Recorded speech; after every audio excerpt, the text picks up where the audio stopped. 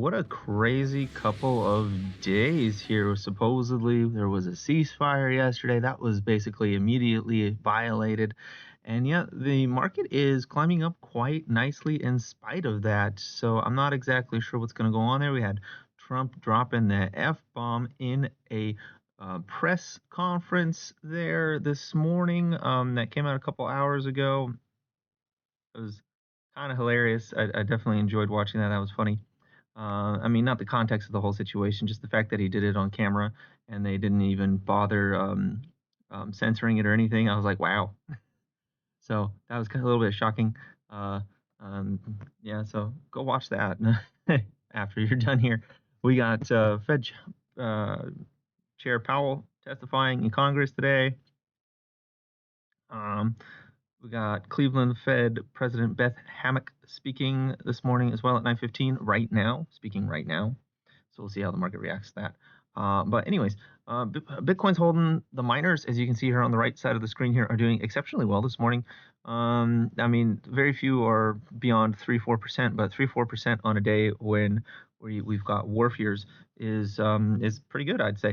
Bitcoin still hovering around that $105,000 mark. It's got to break that. Ethereum, honestly, a bit of a disappointment. Solana, a little bit of a disappointment as well. So same with Doge. There you go. Stoxel doing very well. I am watching Stoxel very, very closely. AMD, I told you about AMD. I said it's coming back. I've said multiple times here on this rally up since about 100 and some odd 15 or so that we are going to continue on, and it has been outpacing Nvidia like crazy. Now, at some point, this will end, but I am enjoying it while I am enjoying it. All right. See ACMR coming back, VRT kind of moving in lockstep with Nvidia. I don't know what happened there. Tesla also doing some absolute bangering moves. But let's take a look at the miners. So we're going to do a little bit of a more of analysis of the miners here because we're getting into a point in time where Bitcoin really should have soared by now. Right? Bitcoin should be taken off. Let me bring up Bitcoin for a second here. And of course, my internet is going to be slow right now. All right. I like this candle. That's a almost $5,000 candle, nearly 4.5% move, and the candle now is a doji holding near the top of that move. I like that. Now, from now on, we should see for at least the next 2.5 weeks, we should see Bitcoin do nothing but drive higher. Okay, if we get any moves other than Bitcoin driving higher, something is wrong. Okay, something is wrong. I'm gonna take this little move right here, this one right here, and I'm gonna drag it over here now. And look, oh, look how nicely that lines up. Yeah, so this one we got to drive higher. Okay, we've got to drive higher, and I want to see instead of a lower high right here and a lower low, now I want to see a high that takes out 100 and honestly, it needs to take out 110,500. Okay, 110,500. It's got to take that out. It's got to take that out soon.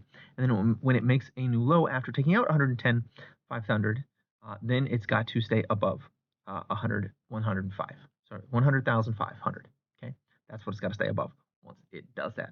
If we see weakness at this point going into the first 2 weeks of July, which are generally the strongest 2 weeks of the year for all assets, right? If Bitcoin does not perform, then we are in trouble, and I will be letting go of nearly the majority, like almost all of my Bitcoin related assets until like September or October when the lows come in for Q3.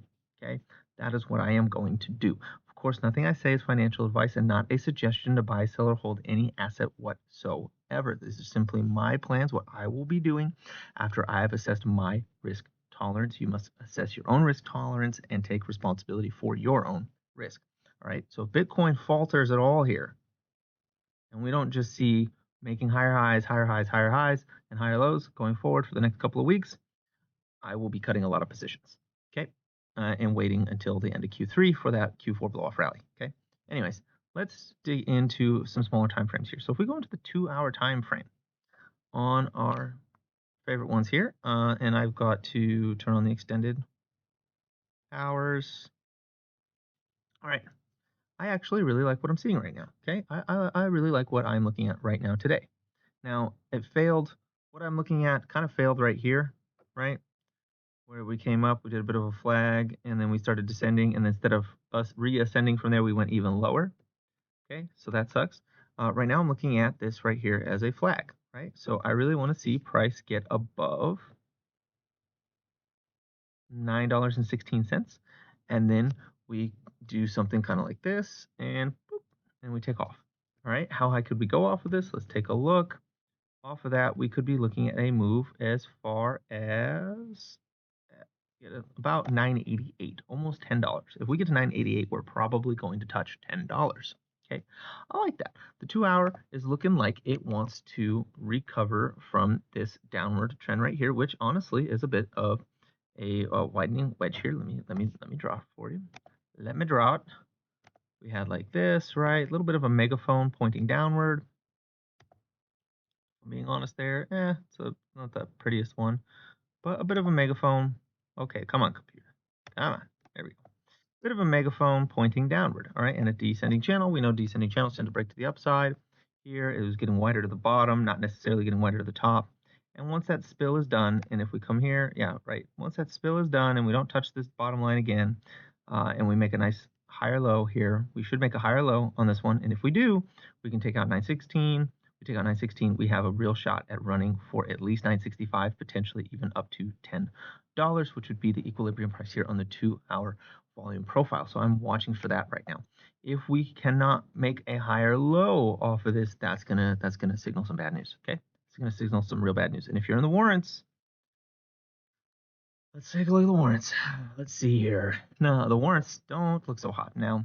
They have been in this descending channel for a little while here, and I'll draw it real quick. We have this right here. That's your descending channel. On there, we need to break above currently right now on the warrants. We really need to break above 38 cents to get a move on back towards that area that I really want to see it. And right now, we came back to the golden pocket, which was the 618 level. So we hit the golden pocket, 618. We went just below it, and we're trying to peek back above it. Now, with this golden pocket, we could go as low as 24 cents because that's where the 786 is. So that pocket is quite large on this bad boy right now. Okay, so we could go all the way to the 786. So there could be a dip to 24 cents probably sometime in the next couple of months. Now, same with Bitcoin. If this does not just continually charge up for the next couple of weeks, potentially even coming up to this 57 cents, maybe even taking it out to the upside. If it cannot do that, then we're going to be having some bad times. Okay. Let's take a look at Mara real quick. I'm only going to do like 5 of these right now. I'm not going to do them all. We don't have time. Market opens in like 10 minutes. I got some other things I got to look at before that happens. So we're going to do like 4 or 5 of these. And then you can look at the rest, any of your favorites, or maybe comment them and let me know which ones are your favorites that I didn't cover that you'd like me to look at on some of these more granular time frames. But largely, if we don't see these things charging up continually for the next couple of weeks, well, then there's no summer run, and we're going to be having a bad time. All right, Mara, same sort of thing as with CleanSpark, and I really love this candle right here. I'll circle it. This candle right here, that hammer at the bottom of the move with that super long wick. I love that candle. That was the candle that said we are launching. That's what it said. Okay, and right now we're looking at a nice bull flag. If I could draw better, we're looking at that nice bull flag right there on the 2-hour. With Mara, we need to just get above 1464, and once we're above 1464, we've got room to run. Let's see, how far do we got room to run? We've got room to run to about 579, or sorry, 1579. 1579. What did I say before? Yeah, we got to get above 1465, and then we can run to 1579. And honestly, maybe even $16 at that point. Once we hit that 1580, there's not really any reason why we wouldn't gravitate towards that $16 once we hit that. Okay, and if we do that, we take out this lower high, we take out this series of lower highs with like this one, and we might even run for this one up here around 1650 if we can pull that off in the next day or two. Okay, that'd be pretty friggin' cool.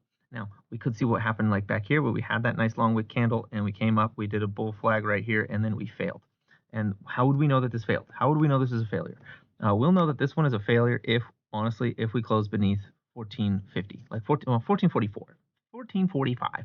Beneath 1445, this flag is probably going to have a hard time to continue to hold up. And if you look at how many touches there are at 1445 here, we've got the bottom of the flag candle. I don't know what just happened. My whole chart just disappeared. What is going on here?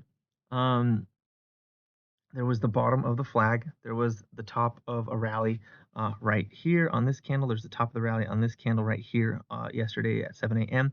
There's the bottom of this whole structure right here from the previous 3-4 days here at 1445.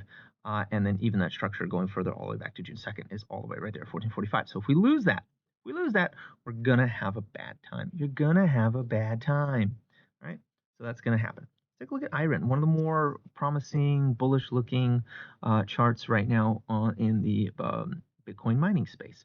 Let's see how they're doing. They're actually up quite nicely, 3.5% this morning. I seriously think that news of a deal is going to come through pretty soon on this one, because I don't see any reason why they would be outperforming all of their peers. Doesn't really make any sense why they would be doing that. So there's got to be a reason. And I assume that reason's got to be something to do with a deal, something that we don't know about yet, that somebody's trading, some information that we don't have that someone's trading off of right now. IRENT, same sort of thing though. We got a nice flag.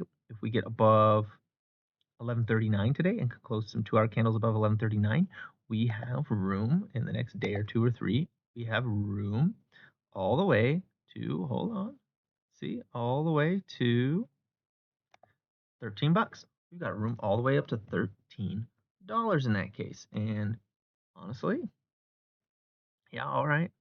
That's about right.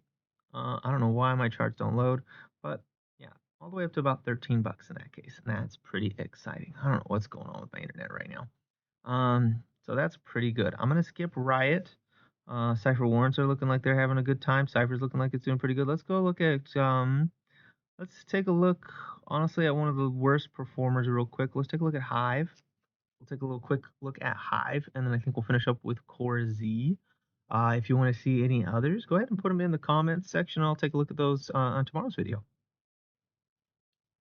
Since I've got about 5 minutes to get this thing edited and uploaded before market open, so I've got a lot of time, and my internet is very slow here where I currently am. It's very frustrating. Come on, man. I want to see that 5% on Hive. Show it up so I can see what it's doing. Same thing, same bull flag. If it gets above 179, then we take off. If we lose, honestly, if it crawls any lower than 173, then we're having a bad time. Okay, 173 bad time, 179 good time.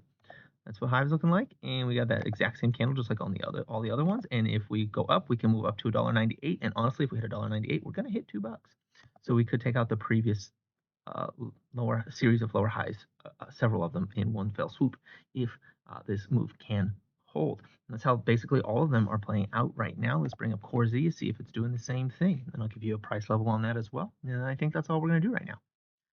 Come on, Core Z. All right, Core Z is looking worse, actually, worse for wear. This one, the fact that it is like almost ready to take out this major upward moving candle here in the aftermarket is bad news. So basically, if Core Z goes beneath 1145, that move is over. If it can go above 1181, then it carries on. This has been a lot more flat than the others, but it does have that same exact bottoming candle here on the 2 hours. And if it takes off, it could go as high as 1269. I don't know if that's enough to push it up to $13, but it could potentially hit like 1270, maybe 1280 on like an extended move there.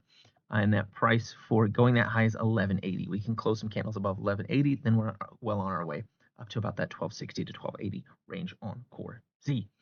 Anyways, that's all I've got for you today. Please like, comment, subscribe, share this video. Check out the Trade Cave store, link in the description, as well as the channel bio.